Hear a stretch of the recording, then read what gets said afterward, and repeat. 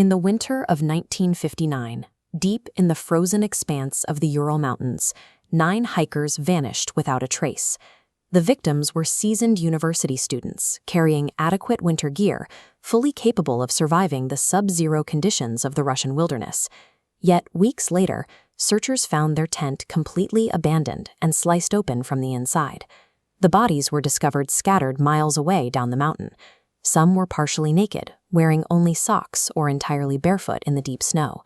The medical autopsies revealed massive, blunt force trauma.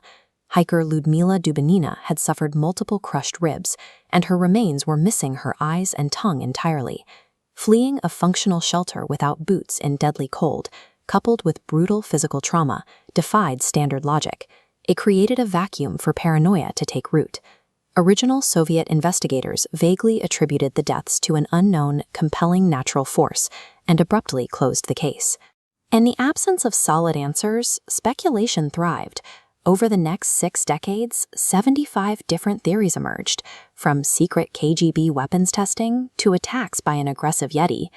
The silence broke in 2019 when the Russian Prosecutor General's office formally reopened the cold case to investigate strictly natural environmental phenomena.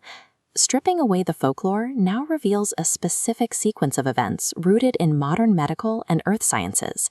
To understand the trauma, we have to look at the geology of the mountain slope, specifically the mechanics of a slab avalanche.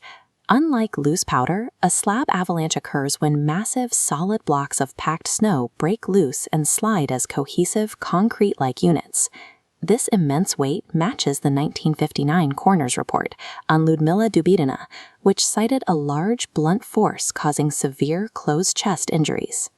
Being suddenly crushed in their sleep by tons of dense snow explains why the injured, panicking hikers had to slice their way out of the tent to avoid suffocation.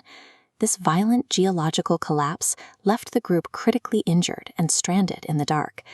That explains the flight, but we still have to account for why the hikers stripped off their protective clothing while running through the snow. When a human body's core temperature drops below 32 degrees Celsius, the victim enters severe accidental hypothermia, which triggers profound cognitive failure. At critical hypothermia, muscles controlling peripheral blood vessels fail, allowing warm blood to flood to the skin surface. This sudden rush creates an intense burning sensation, tricking the freezing brain into registering overheating, even as external temperatures remain below zero.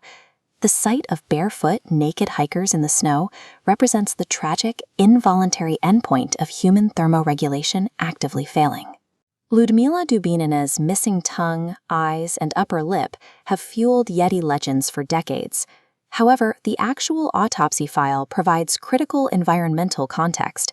Her body was found submerged in a ravine of flowing meltwater. The coroner documented skin of bath, a medical term for severe waterlogging, and noted extensive decay of the soft tissues. In standard aquatic decomposition, soft, exposed tissues like the eyes and tongue naturally degrade or are scavenged first, especially when submerged for months.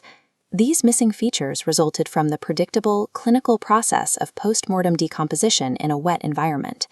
The reconstructed timeline shows a chain reaction of natural disasters: a crushing slab avalanche, hypothermic delirium, paradoxical undressing, and natural aquatic decay.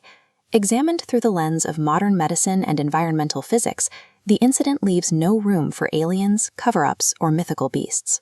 The true story is a sobering reminder that nature requires no supernatural enhancement to be terrifying, and that rigorous science remains our best tool for separating fact from folklore.